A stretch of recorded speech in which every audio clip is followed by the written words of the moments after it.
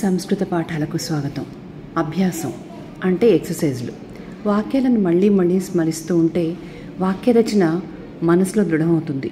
కనుక ఇక్కడ కొన్ని మౌఖిక అభ్యాసాలు ఇవ్వడమైంది. సూచనను అనుసరించి వాక్యాలను చదవండి.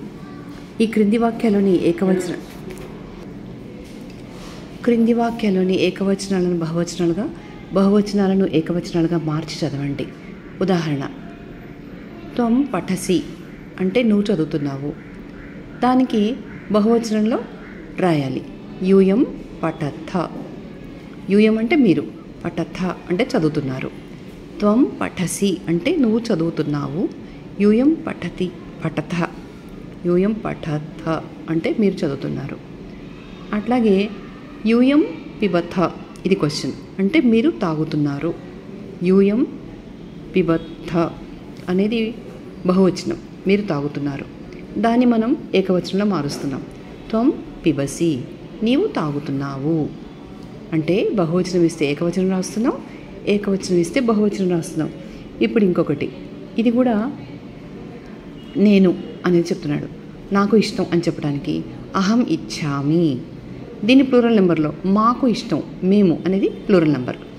వయం ఇచ్చామః, అహం ఇచ్చామి, వయం ఇచ్చామః. వయం క్రీడామః అంటే మేము ఆడుతున్నాము. దీన్ని మళ్ళీ నేను ఆడుతున్నాను అని సింగులర్ నెంబర్లోకి మార్చాలి. అహం క్రీడామి అంటే నేను ఆడుతున్నాను. ప్లూరల్ నెంబర్లో ఇచ్చారు వయం అనేది, దాన్ని మనం అహం అని సింగులర్ నెంబర్లో మారుస్తున్నాం. క్రింది వాక్యాల్లోని మధ్యమ పురుష, ఉత్తమ పురుషులను ప్రథమ పురుషులోకి మార్చి వ్రాయండి. ఇక్కడ చూడండి, త్వం పఠసి అంటే సింగులర్ నెంబర్, ఇది సింగులర్ నెంబర్, సెకండ్ పర్సన్. ఇప్పుడు మీరు థర్డ్ పర్సన్స్లోకి మార్చాలి, ఉత్తమ పురుష ప్రథమ పురుషులోకి. ఎలా? సహ పఠతి, బాలః పఠతి, ఇలా. యూయం పిబథ అంటే మీరు తాగుతున్నారు. తే పిబంతి, వాళ్ళు తాగుతున్నారు. బాలాః పిబంతి, బాలలు తాగుతున్నారు. ఇది ప్లూరల్ నెంబర్. సింగులర్ నెంబరు ఇచ్చింది, మనం ప్లూరల్ నెంబర్లో మారుస్తున్నాం. అట్లాగే మళ్ళీ ఇచ్చాడు అహం ఇచ్చామి. అహం ఇచ్చామి అనేది మనకి ఇక్కడ ఫస్ట్ పర్సన్ వస్తుంది, నేను అనేది. కాబట్టి దీన్ని మళ్ళీ మనం ఉత్తమ పురుష ప్రథమ పురుషులకు మారిస్తే సహ ఇచ్చంతి, అనుజః ఇచ్చంతి అని వస్తుంది. అంటే అతను, తమ్ముడు, ఇలా థర్డ్ పర్సన్స్లోకి మారుస్తే. అహం అనేది సింగులర్ నెంబరే, సహ అనేది సింగులర్ నెంబరే, అతను అనేది కూడా సింగులర్ నెంబరే. కానీ ఇక్కడ ఏం మారుస్తున్నామంటే థర్డ్ పర్సన్కి మారుస్తున్నాం. థర్డ్ పర్సన్ అతను, తమ్ముడు. థర్డ్ పర్సన్ కూడా ఇచ్చతి అని వస్తుంది. ఫస్ట్ పర్సన్కి ఇచ్చామి అని వస్తుంది. నమామి అంటాం చూడండి. నమామి అంటే నమస్కరిస్తున్నాను. నమతి అంటే వాళ్ళు అతను నమస్కరిస్తున్నాడు అలా. వయం క్రీడామః అంటే మేము ఆడుతున్నాము. తే క్రీడంతి, వారు ఆడుతున్నారు. బాలాః క్రీడంతి అంటే బాలలు ఆడుతున్నారు, ప్లూరల్ నెంబర్. వారు ఆడుతున్నారు, బాలలు ఆడుతున్నారు. ఎటొచ్చి అన్నీ కూడా బహువచనమే. అయితే ఈ క్రింది ప్రశ్నలకు 10 వాక్యాల్లో సమాధానం చెప్పండి అన్నాడు. సమాధానాలు కూడా అతనే ఇచ్చాడు బుక్లో. క్వశ్చన్: అహం కిం కరోమి, నేనేం చేస్తున్నాను? నేను అడిగాను మిమ్మల్ని. అప్పుడు మీరేం చెప్తారంటే త్వం పఠసి అంటే నువ్వు చదువుతున్నావు. త్వం ఖాదసి నువ్వు తింటున్నావు. త్వం నమసి నువ్వు నమస్కరిస్తున్నావు. త్వం ధావసి నువ్వు పరిగెడుతున్నావు. త్వం ఇచ్చసి నువ్వు కోరుకుంటున్నావు. ఇక్కడ ఇంకా కొన్ని ఇచ్చారు. అహం కిం కరోమి నేనేం చేస్తున్నాను అంటే ఇంకా కొన్ని క్వశ్చన్ ఫామ్లో కూడా మనం చూస్తున్నాం. త్వం కిం కరోషి నువ్వేం చేస్తున్నావు. వయం కిం కుర్మః మేమేం చేస్తున్నాము. యూయం కిం కురుథ మీరు ఏం చేస్తున్నారు. యూయం అంటే మీరు కదా.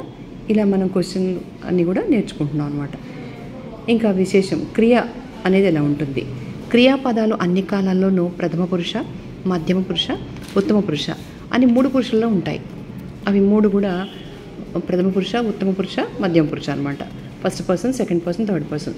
ఇప్పుడు చూడండి ఏకవచనం పఠతి, ద్వివచనం. సంస్కృతంలో క్రియల్లో ద్వివచనం కూడా ఉంటుంది కదా, అంటే ఇద్దరిద్దరు, ఒకరు, ఇద్దరు, ఇంకా ఎక్కువ మంది, అంటే ఏకవచనం, ద్వివచనం, బహువచనం. పఠతి, పఠతః, పఠంతి అంటే ఏకవచనంలో అతను చదువుతున్నాడు, వాళ్ళిద్దరూ చదువుతున్నారంటే పఠతః, వాళ్ళందరూ చదువుతున్నారు అంటే పఠంతి. పఠతి అతను చదువుతున్నాడు, పఠతః వాళ్ళిద్దరూ చదువుతున్నారు, పఠంతి వాళ్ళందరూ చదువుతున్నారు. ఇది థర్డ్ పర్సన్ అనమాట. ఇప్పుడు సెకండ్ పర్సన్కి వద్దాం. మధ్యమ పురుష. పఠసి నువ్వు చదువుతున్నావు, పఠతః మీరిద్దరూ చదువుతున్నారు, పఠత్థ మీరందరూ చదువుతున్నారు. అంటే పఠసి, పఠత్తః, పఠత్థ అలా. తర్వాత పఠామి నేను చదువుతున్నాను, పఠావహ మేమిద్దరం చదువుతున్నాం, పఠామహ మేమందరం చదువుతున్నాం. ఇది ఉత్తమ పురుష, అంటే మన గురించి మనం చెప్పుకునేదనమాట. యుష్మత్ శబ్దాన్ని కర్తగా ఉపయోగించినప్పుడు మాత్రమే మధ్యమ పురుష ఉపయోగించాలి. అంటే త్వం, యువాం, యూయం అనేది కర్తగా ఉన్నప్పుడే మధ్యమ పురుష ఉపయోగించాలి. అస్మత్ శబ్దం అహం, అవాం, వయం కర్తగా ఉపయోగించినప్పుడు మాత్రమే ఉత్తమ పురుష ఉపయోగించాలి. అలాగే కర్తగా మిగిలిన అన్ని స్థలాల్లోనూ ఏ శబ్దాన్ని ఉపయోగించినా ప్రథమ పురుషునే ఉపయోగించాలి. ఉదాహరణకి సహ పఠతి, సా పఠతి, బాలకః పఠతి ఇట్లా. తర్వాత సంస్కృతంలో క్రియాపదాలకు లింగభేదం లేదు. 3 లింగాల్లో క్రియాపదం ఒకటే ఉంటుంది. బాలకః గచ్చతి, బాలికా గచ్చతి అంటే క్రియ గచ్చతి అని అంటాము. హిందీలో అయితే జా రహీ హై, జా రహా హై అంటాం. అబ్బాయికి వేరేలాగా, అమ్మాయికి వేరేలాగా. తెలుగులో కూడా అబ్బాయి వెళుతున్నాడు, బాలుడు వెళుతున్నాడు, బాలిక వెళుతుంది అంటాం. కానీ సంస్కృతంలో దేనికైనా గచ్చతి అని అంటారు. సింగులర్ నెంబర్ థర్డ్ పర్సన్కి. బాలకః గచ్చతి బాలకుడు వెళుతున్నాడు, బాలికా గచ్చతి బాలిక వెళుతున్నది, వాహనం గచ్చతి వాహనాలు వెళుతున్నాయి. కర్తను బట్టి గచ్చతి అనే క్రియాపదం వెళుతున్నాడు, వెళుతున్నది, వెళుతుంది అనే అర్థాలను తెలియజేస్తుంది. తర్వాత ఇది నెక్స్ట్ లెసన్లో చదువుకుందాం, లేకపోతే మళ్ళీ విద్యార్థులు కన్ఫ్యూజ్ అయ్యే అవకాశం ఉంది. నమస్తే అండి, థ్యాంక్ యూ ఫర్ వాచింగ్.